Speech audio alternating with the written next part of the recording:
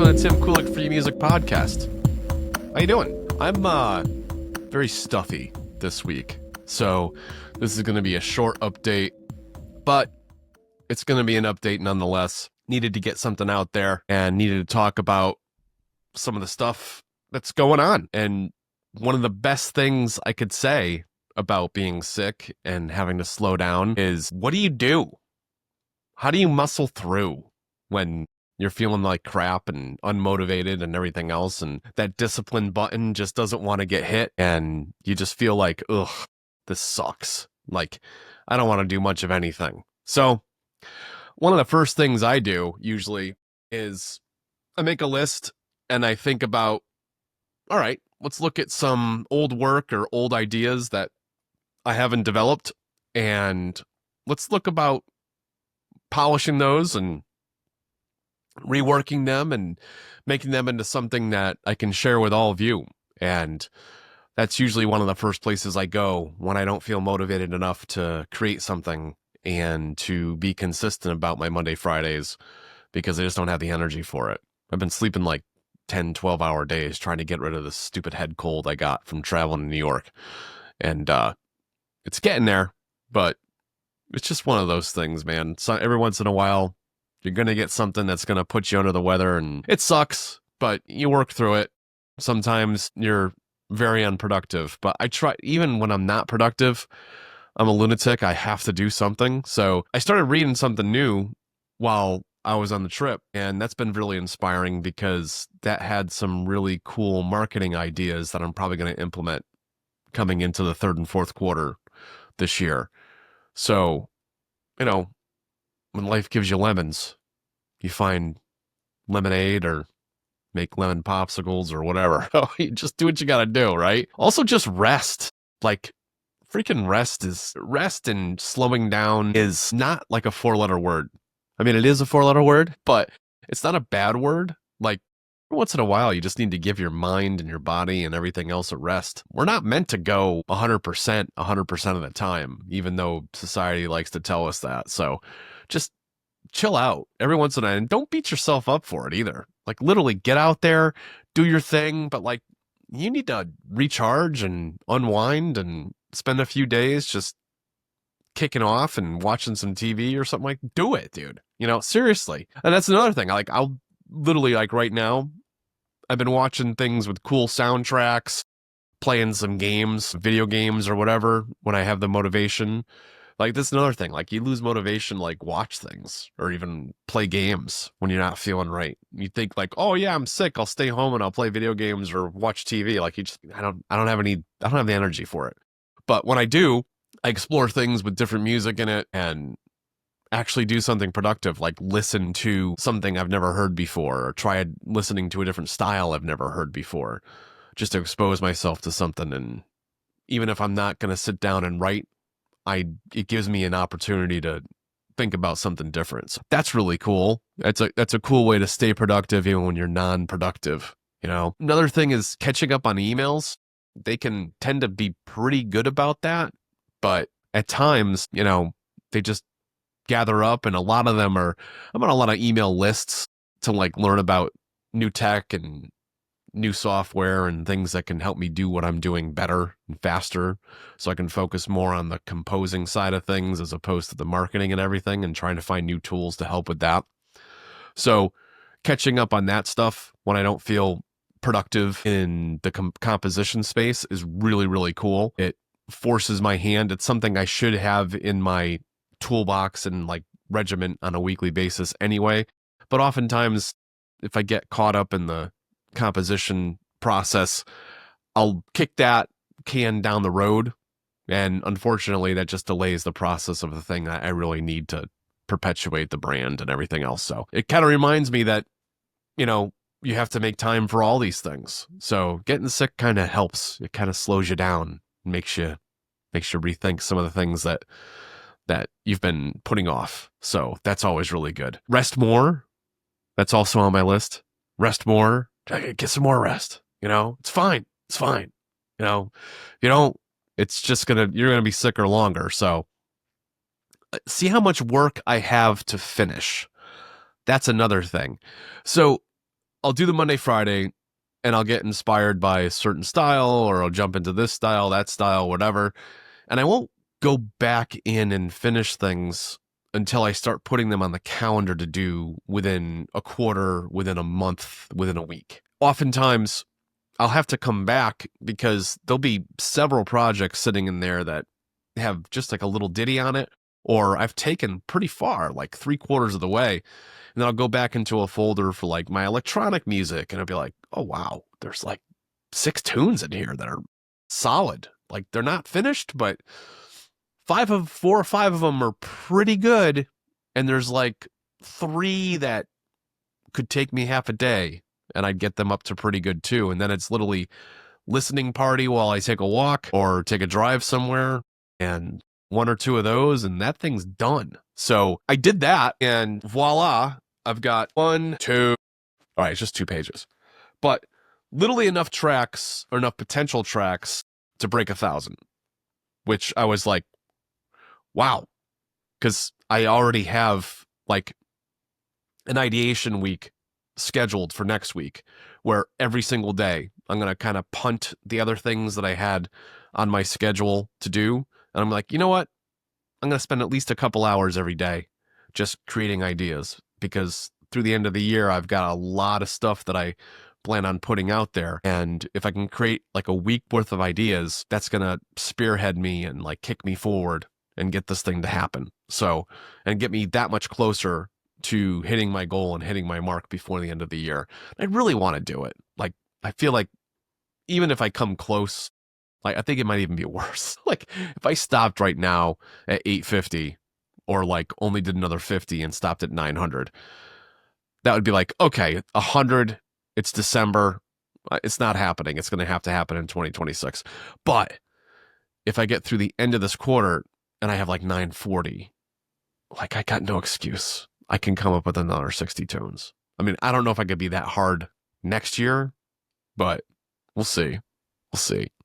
It's weird. You create these milestones and you create this like urgency for yourself, and you wonder, like, can I do it again? Can I do that again? Or can I do more than that next time? Because that'll literally be like 250 tunes for the year, which is absolutely insane. It's absolutely insane. Just thinking about it makes it sound impossible, but I don't know. You know, I only started this like 4 years ago. It's crazy to think that I'm going to have 1,000 tunes out there by the end of the year, potentially. Like, I'm going to do it. I'm going to do it. So yeah. So how much more work can I finish? Also, plan out the rest of the year. There's 15, 16 different genres here. And yeah, that's pretty cool. That gives me a lot of flexibility to bounce around between different genres. If I get stuck in one, I'm bouncing. I am literally like, okay, I got to 6 songs. I want to get 8, like dreamcore. Actually, I worked on that today. And like, I want to get to 8, but I have like 4. And a couple of them sounded like they started blending together a little bit. I'm like, all right, I'm going to jump into the Buddy Cop album. That's like a 6-song EP that I want to do. I have 3. So the next thing I do, I'm going to jump into creating some more of those, because those are really fun. Kind of have this jazz, like 70s style music thing going on. That was really fun. That first iteration that I did a couple years ago, I really enjoyed. I'm like, I want to make a couple more of those. That'll be fun. I also want to, I have this wish list idea. Like, I do enjoy buying software instruments and stuff, and some more expensive packages out there I've been really interested in, but I'm like, dude, I've bought a ton of stuff over the last couple of years. I've got more stuff now to create. I could create a whole nother 1,000 tracks easily with what I have. But I've created this like wish list that once I get to 1,000, I get to splurge a little bit and get the things that I've been pushing off and putting off to purchase that are just kind of like a neat treat that'll inspire me even more. So it's nice to dream and think about those things, and maybe even like some trips and stuff too.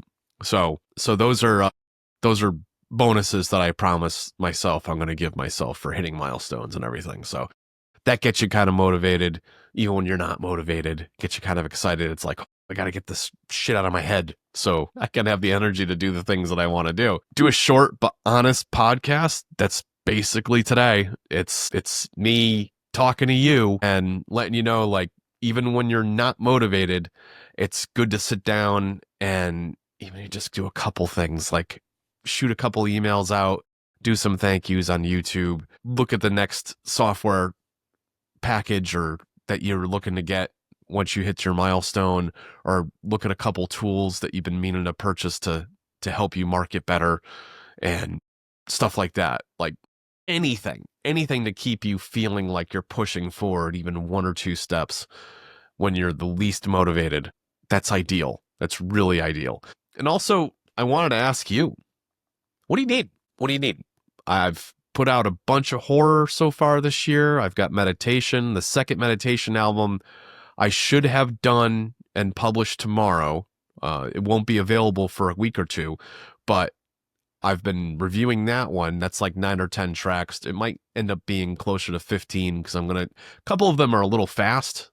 It's Complexity is the album, and some of them feel like they could be a little more movement. It's kind of experimental, but I also want to slow some of them down so they're a little more traditionally sped, and it may end up giving me a few extra tracks in the process. I've been doing that more often lately because I found myself feeling like, well, that could lend itself to being faster or slower. So maybe I should put both versions out, and whatever people resonate with, that's great. And that might happen with other tracks too. People take my stuff and slow it down and speed it up. It doesn't bother me, but it'd be nice to have something mastered that way so that somebody could look at both alternatives and say like, oh yeah. I like the pacing is better for whatever I'm putting this in. So yeah, please do more of those things. So if that's something you need, for sure. But timkuligfreemusic@gmail.com, shoot me an email, please. Just tell me stuff that you've been looking for that you don't see good quality stuff out there for. Or just basically, there's something that isn't in my catalog that you'd love me to explore. Madeline's been great. She told me that from Enigmatorium, basically, that she would love to see me do some guitar album stuff, like 60s, 70s, 80s, and 90s rock. And that's on the agenda. It's just I've got a bunch of other genres I meant to put in front of that. But I also want to do that well. And I found myself going into those eras and studying some of the music to get an idea of what the instrumentation sounds like, and even use tools like ChatGPT and some other stuff to figure out what the actual instrumentation is and what in my toolbox I could use to set up templates in Logic Pro so that I literally have like everything at my fingertips, like just load it up and boom, just start writing. And once I have all those templates in place, I'm just going to start firing some stuff out. So I'm very excited about that. Very excited about that. The song structure and everything. I went like every decade seemed to have a slightly different thing going on. And, some decades had more of an emphasis on soloing as opposed to not, maybe a midsection or like a pre-chorus or whatever, like all those different things. I'm going to explore that and play around with that a lot. So Madeline, thank you. That just ideas like that are awesome. Also doing, I had one or two meditation and Reiki people that I know were interested in not necessarily binaural beats, but like frequency music that has a certain frequency tone in it. And I think I'm kind of like, I don't really want to do binaural again necessarily, but having like a specific frequency in the background of some calming music or something like that, that might be something worth exploring, and doing like a large album of various frequencies that supposedly do certain things. I mean, you could take that or leave it, believe it or not. If you like the music, who cares what the concept is behind tonality and vibrational frequencies and stuff like that? Just enjoy it. Or if you're into that, great. That's either way. No judgment on my end. I'm on the fence for both of, for either way. I think, everything in life is vibration. We're matter. Matter is vibrate. I don't want to get too heady, but it's true. Everything vibrates and creates, resonance in the universe. So who the hell am I to know what the answer is to all that? But also, anybody that's waiting on something from it, Cameron, Observable, I'm coming for you, man. Next couple of days, I'll have some more ideas for the thing that we're working on together. I promise. But I didn't feel like I was in the right mind to finish up what we're working on together. So bear with me, bud. But I'm thinking, and I'm gonna make it happen. So anybody else that I may have missed the boat on, shoot me an email. Just let me know. My head's been in a fog for like 5 days, and that's another reason why I'm revisiting all the emails and stuff, just to remind myself, like, am I coming up short with anybody that I made a promise to? I don't want to be that guy. And I try not to do that. I try to be as vigilant about responding to things as possible, even comments and everything else. I really enjoy everybody out there that appreciates what I make. Understand that when I'm sick, sometimes I get very introverted. So my apologies. Also planning for Creator Hub. Next month is going to be really fun. It's the event I went to last August. Met a bunch of people out there that were a bunch of successful people, a bunch of people that in the creative space and the content creation space really had their stuff together.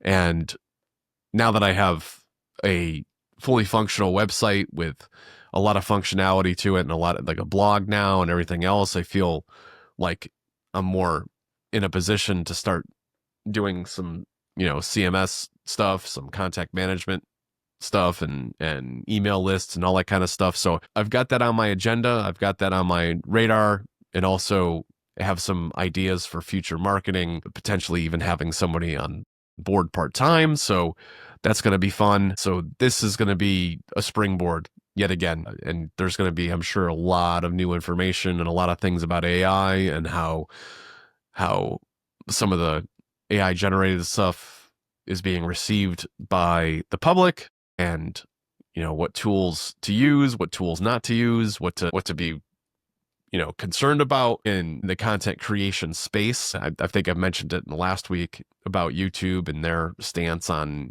AI generated videos that have little to no human interaction with them or in the creation process, and how they're going to not monetize channels that do that. So some platforms are taking a stance. So that, as much as people think that they could have put something on autopilot, it doesn't sound like that's going to be a thing that platforms are going to accept as a standard. They're going to want some significant human interaction or contribution to the process, because otherwise you're going to have a platform that's flooded with, auto-generated stuff that isn't going to be of the quality that those platforms are looking for. They want to look for, they want truthfully, original ideas and content that gets people to the platform and keeps them there. So also, in addition to the Creator Hub thing, I want to try some new styles. So that's another thing I'm exploring. I'm gearing up for a road trip, date to be determined, but friend needs a car delivered from point A to point B, and rather than throw it on a flatbed and spend a bunch of money doing that, I'm going to save him some money and do something I've never done before, which is take like a 2,000-mile road trip for the sake of delivering something from point A to point B. So that'll be fun. So I'll probably document that when I do it and share it with the community. That'll be a hell of a experience. But it promises to take me through the Blue Mountains and up north, through central United States, and that'll be fun. So just thinking about it, I'm just kind of getting a little giddy about it. That's just going to be neat. It's going to be fun. So more to come on that. And also, man, sometimes you just got to breathe. I can't breathe through. I can't breathe through my nose this week. But sometimes in life, you just need to breathe and take a moment and have some gratitude for what you have, the health that you do have, even if you're sick, even if you're feeling a little under the weather. I've got all my parts, and it's, I guess, the universe and life telling me to slow down a little bit and smell the roses and worry less about the giant milestones I'm creating for myself and just enjoy the process. It's not about the destination. The journey is 99% of the fun. So remember that in everything that you do, whether it's your work, your play, your friends, your family, all that stuff. It's really easy to constantly look for the end of the road and the end of the trip and the end of the journey. But if you're not enjoying the process, by the time you get there, you're going to be left thinking, okay, what's next? And honestly, you missed the point. The point is the journey. The journey is in the day-to-day. The journey is in the experience, and the destination is now. It's now. It's doing the thing, even as little as possible that you can do when you're not feeling like doing it. Discipline is really hard when you're not feeling right. But I managed to sit down today and fire out some ideas and clean up a few tunes. So I felt pretty disciplined today. So just a little reminder, muscling through, sometimes muscling through means sitting back and taking a break and realizing that you're living, this is life, and you're great just the way you are. And sometimes you just need a break. Well, that's all I got for you this week. And this will be the 9th episode. Almost 60 now, which is great. So thanks for being here. Thanks for checking in with Tim Kulig Free Music. I'll see you guys next time. Take care.